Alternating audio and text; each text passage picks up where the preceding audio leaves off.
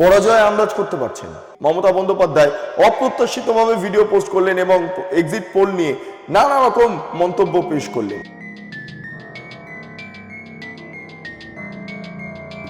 Election commission fake বলছে ভিডিওটাকে, এই সিসিটিভি ভিডিওটাকে। শুভেন্দু অধিকারী এটা নিয়ে একটি ছবিও পোস্ট করেছেন, সেই ছবিটা আপনারা দেখতে পাচ্ছেন এবং সেখানে তিনি লিখছেন স্পষ্টভাবে যে মমতা বন্দ্যোপাধ্যায় চেষ্টা করে কিছু হয়নি, কারণ আমার এই জন্য সে চোখে চোখে রেখেছিলেন মমতা বন্দ্যোপাধ্যায়।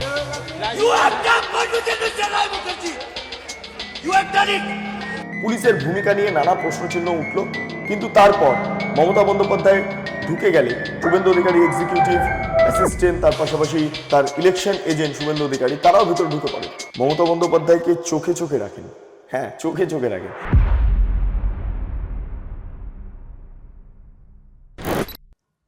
পরাজয় আন্দাজ করতে পারছেন, পরাজয় নিয়ে আশঙ্কা প্রকাশ করছেন।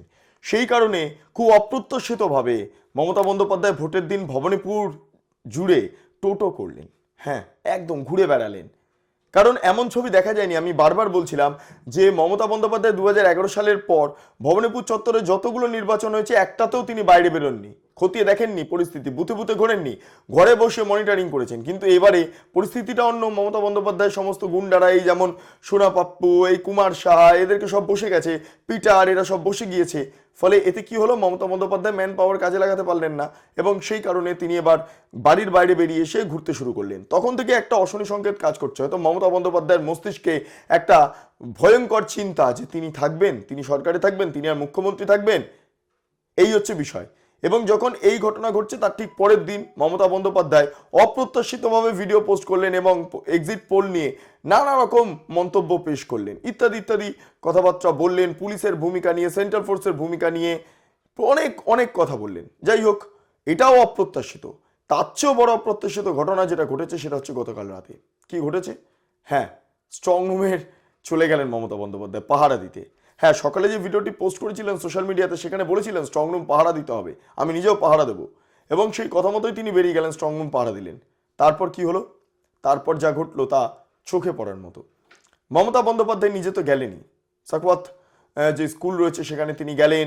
সেখানে গিয়ে তিনি যা যা করার, যা যা বক্তব্য রাখার সবটাই রাখলেন, কথা বললেন ইভিএম, আমার কাছে ভিডিও ফুটেজ আছে, ইভিএম মেশিন ট্যাম্পারিংয়ের কাজ চলছে, বদলে দেওয়ার কাজ চলছে, পোস্টাল ব্যালট বদলে দেওয়ার কাজ করছে, ইত্যাদি অনেক কথাই বললেন। মানে মোদ্দা কথা হলো, ভোট চুরি নিয়ে এতদিন ধরে যা যা বলে এসছে কংগ্রেস, ঠিক একই ঘটনা ভোট চুরি সংক্রান্ত বিষয় নিয়ে মন্তব্য করছেন তৃণমূল কংগ্রেসের সুপ্রিমো মমতা বন্দ্যোপাধ্যায়, বিদায় মুখ্যমন্ত্রী মমতা বন্দ্যোপাধ্যায়। যাই হোক, এই অবস্থায় দাঁড়িয়ে যেই একটা তৃণমূলের কংগ্রেসের তরফে একটা সিসিটিভি ফুটেজ প্রকাশ্যে আনা হয়েছে এবং দেখা যাচ্ছে সেখানে কিছু ব্যক্তি তারা কাজ করছেন। এবার তৃণমূল কংগ্রেস এমন একটা পার্টি যারা এআই করে সিসিটিভি ক্যামেরা, সিসিটিভি ফুটেজ তারা তাদের মতো করে রেডি করে। হ্যাঁ হ্যাঁ, এটা অত্যন্ত গুরুত্বপূর্ণ, কারণ সম্প্রতি তাপস রায়ের একটা ক্যামাক স্ট্রিটের ছবি প্রকাশ করেছেন এবং সেটা একদমই বলা যেতে পারে, যেটা বলা হচ্ছে, তাপস রায় নিজেও পোস্ট করেছেন যে এটা ফেক।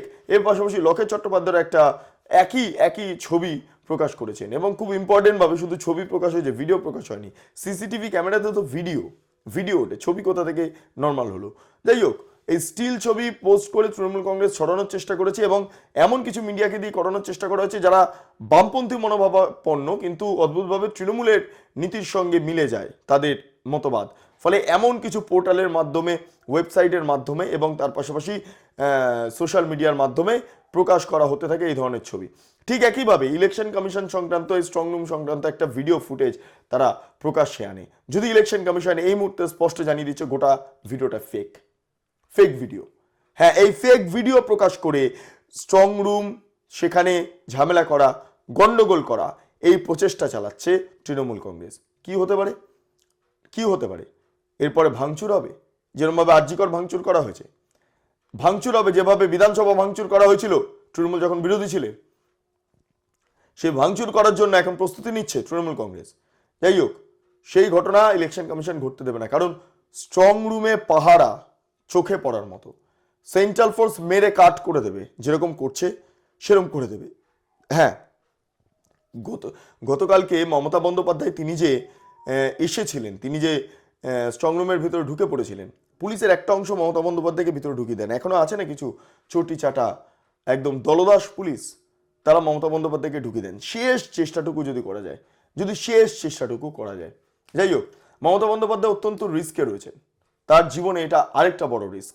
2011-তে একটা বড় রিস্ক গিয়েছে, ভেবেছিলেন 294টা বিধানসভা কেন্দ্রে তিনি একাই প্রার্থী, তিনি যেখানে বলবেন সেখানে জিতে যাবেন, যেখানে দাঁড়াবেন সেখানে জিতে যাবেন। সেটা হয়নি। মমতা বন্দ্যোপাধ্যায় ওখানেই তার যে কনফিডেন্স সেটা কাঁচি হয়ে গিয়েছে, কাঁচি হয়ে গিয়েছে। এরপর ভবানীপুরে যদি একই কাণ্ড ঘটে, মমতা বন্দ্যোপাধ্যায়ের তো সামগ্রিকভাবে তার যে পলিটিক্যাল কেরিয়ার, রাজনৈতিক যেই কেরিয়ার, সেটা তো পুরো ধ্বংস হয়ে যাবে, ধ্বংস হয়ে যাবে। মুখ্যমন্ত্রী না থাকলে মমতা বন্দ্যোপাধ্যায়ের কি, এই হচ্ছে গোটা বিষয়। আবার তিনি বিরোধী নেত্রী, 15 বছর শাসন করার পর এই সমস্ত মাথার মধ্যে অনেক চিন্তা ঘুরে বেড়াচ্ছে তার। সেই কারণে তড়ি ঘড়ি ছুটে গেলেন, তড়ি ঘড়ি ছুটে গেলেন কোথায় না, স্ট্রং রুমে।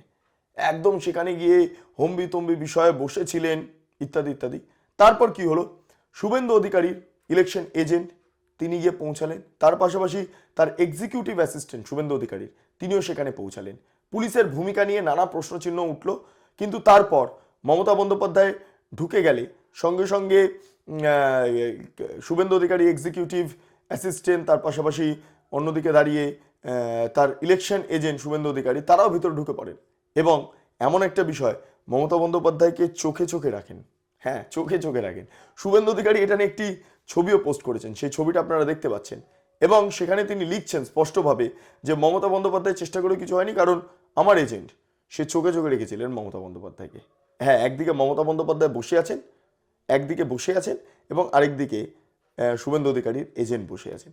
এই হচ্ছে ছবি। ইলেকশন কমিশন ফেক বলছে ভিডিওটাকে, এই সিসিটিভি ভিডিওটাকে, সিসিটিভি ফুটেজটাকে, এবং সেটা নিয়ে তারা পোস্টও করেছেন। ফলে এই ফেক ভিডিও প্রকাশ করে তৃণমূল কংগ্রেস চাইছে স্ট্রংরুমগুলোর বাইরে বা ভেতরে একটা ভ্যান্ডালাইজ পরিস্থিতি তৈরি করতে। এক্ষেত্রে দাঁড়িয়ে ইলেকশন কমিশন একদম তৎপর, লাগাতার কন্ট্রোল রুমের মাধ্যমে এবং সিসিটিভির মাধ্যমে স্ট্রংরুমগুলোতে মনিটরিং চলছে লাগাতার। একটা হিতে থেকে বিপরীত হবে, রি ইলেকশন আবার হবে, আবার হবে। ফল তার ক্ষেত্রে দেখছেন না, আবার হবে। ফলে মমতা বন্দ্যোপাধ্যায় চাইলেও তিনি আর কিছু করতে পারছেন না, তিনি আর কিছু করতে পারছেন না। যাই হোক, একদম অবসাদগ্রস্ত হয়ে মমতা বন্দ্যোপাধ্যায় রাত্রির প্রায় 1টা থেকে 1:30 বাজে বেরিয়ে যাচ্ছেন বৃষ্টি মাথায় নিয়ে একদম স্ট্রং রুম থেকে, এবং সেখানে তিনি বেশ কিছু ছোট ছোট মন্তব্য করেছেন, যে মন্তব্যগুলো খুব ইম্পর্টেন্ট। মমতা বন্দ্যোপাধ্যায় ফোন দিয়ে দেখাচ্ছেন, একজনের নাম বলছেন, ইনি রয়েছেন ভেতরে, ইত্যাদি ইত্যাদি, অনেক কিছু ঘটছে।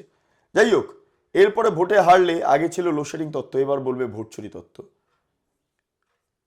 এটাই মূলত তৃণমূল কংগ্রেসের কালচার। সেই কারণের জন্য শুধুমাত্র মমতা বন্দ্যোপাধ্যায় নন, কুণাল ঘোষ, শশী পাজা, তারাও নেমে পড়েছেন স্ট্রং রুমের বাইরে, তারাও গিয়ে ধর্নায় বসছেন, ইত্যাদি ইত্যাদি হচ্ছে। অনেক ঘটনা আমরা চাক্ষুষ করতে পারছি। মমতা বন্দ্যোপাধ্যায় সত্যি ভয় পেয়েছেন। ভয় না পেলে এই ঘটনা ঘটে না, তিনি বেরিয়ে যান না, তিনি এইভাবে টেনশনে ভিডিও পোস্ট করেন না, তিনি ভবানীপুর জুড়ে ঘুরে বেড়ান না। এবারে ঘুরছেন, এবারে স্ট্রং রুমে যাচ্ছেন, কারণ মমতা বন্দ্যোপাধ্যায় যে মেশিনারিগুলো কাজ করত, অর্থাৎ প্রশাসন, পুলিশ এবং গুন্ডা, এই তিনটেই সম্পূর্ণভাবে ইলেকশন কমিশন ভেঙে দিয়েছে, যার জেরে এবার কনফিডেন্ট হাতের বাইরে।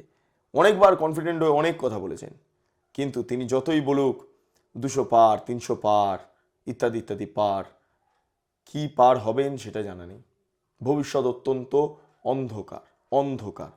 সেই কারণের জন্যই মমতা বন্দ্যোপাধ্যায় এভাবে তিনি চারিদিকে ঘোরাফেরা করছেন, চারিদিকে কি হবে জানা নেই। আগামী 4 তারিখ 6 কোটি মানুষের যে ভোট, সেই ভোট গিয়ে পড়েছে ইভিএমে, সেটা প্রকাশ্যে আসবে। তারপর বোঝা যাবে এ বাংলা কাকে চায়, কাকে চায়। ইতিমধ্যে প্রচুর বুদ্ধিজীবীরা, তাদের ফোন কলস আসছে আমার কাছে, বিভিন্ন রকম খবর আসছে, এমনকি তৃণমূল কংগ্রেসের প্রচুর হবু বিধায়করা, তারা পর্যন্ত বিজেপির সঙ্গে যোগাযোগ রাখতে শুরু করেছেন। এসব অনেক ঘটনা সামনে আসছে, অনেক ঘটনা সামনে আসছে। আর পুলিশ তো ঘুরেই গিয়েছে, কারণ পুলিশ সবার আগে গন্ধ পায়। এবার বুদ্ধিজীবীরাও গন্ধ পাচ্ছেন এবং হবু তৃণমূলের বিধায়করাও গন্ধ পাচ্ছেন পরিবর্তনের। হয়তো হতে পারে এবারে পরিবর্তন। যাই হোক, এবারে ইলেকশনটা অত্যন্ত কঠিন ছিল, কিন্তু এবারে ইলেকশন মানুষ সক্রিয়ভাবে তাদের যে ভোটাধিকার তা প্রয়োগ করতে পেরেছেন, এটাই সবচেয়ে বড় বিষয়। আর এতেই ভয় মমতা বন্দ্যোপাধ্যায়ের, এটাই ভয়। ভালো জিনিস হয়েছে না, তাই তো ভয় হচ্ছে। যদি লুট হতো, দাঙ্গা হতো, যদি এভাবে খুন হতো, মানুষকে হত্যা করা হতো, তাহলে হয়তো নির্বাচন ভালো হতো। যেরকম পঞ্চায়েত নির্বাচন, পুরসভা নির্বাচন বা আগে সমস্ত জেনারেল ইলেকশন, বিধানসভা নির্বাচনে যেরকমভাবে ঘটে এসেছে, সেরকম হলে হয়তো ইলেকশনটা ভালো বলতেন মমতা বন্দ্যোপাধ্যায়। বা ইলেকশন কমিশনের যিনি আগে সিইও ছিলেন আরিজ আফতাব, যিনি মমতা বন্দ্যোপাধ্যায়ের কাছেরই মানুষ ছিলেন, তিনিও বলতেন যে ফ্রি অ্যান্ড ফেয়ার ইলেকশন হয়েছে। কয়েকটা বিক্ষিপ্ত ঘটনা ছাড়া একটা ডায়লগ, পেটেন্ট ডায়লগ, সেই ডায়লগটা তার টোটস্থ ছিল। ফলে আজকের দিনে দাঁড়িয়ে তো সেগুলো হয়নি কিছু। ফলে এখানেই দাঁড়িয়ে মমতা বন্দ্যোপাধ্যায় এখন এই ভোটটাকে কেন্দ্র করে, যেখানে মানুষ ভোট দিতে পেরেছেন, সেই ভোটটাকে কেন্দ্র করে একাধিক অভিযোগ তুলে আনছেন। এই হলো অবস্থা। যাই হোক, টেনশন না থাকলে এগুলো হয় না। আপনারা আপনাদের মতামত কমেন্ট সেকশনে জানান। আপনারা এতক্ষণ ধরে দেখছিলেন বেঙ্গল লিবার্টি। চ্যানেলটি ভালো লাগলে অবশ্যই লাইক করুন, সাবস্ক্রাইব করুন, শেয়ার করুন, বেল আইকন ক্লিক করুন।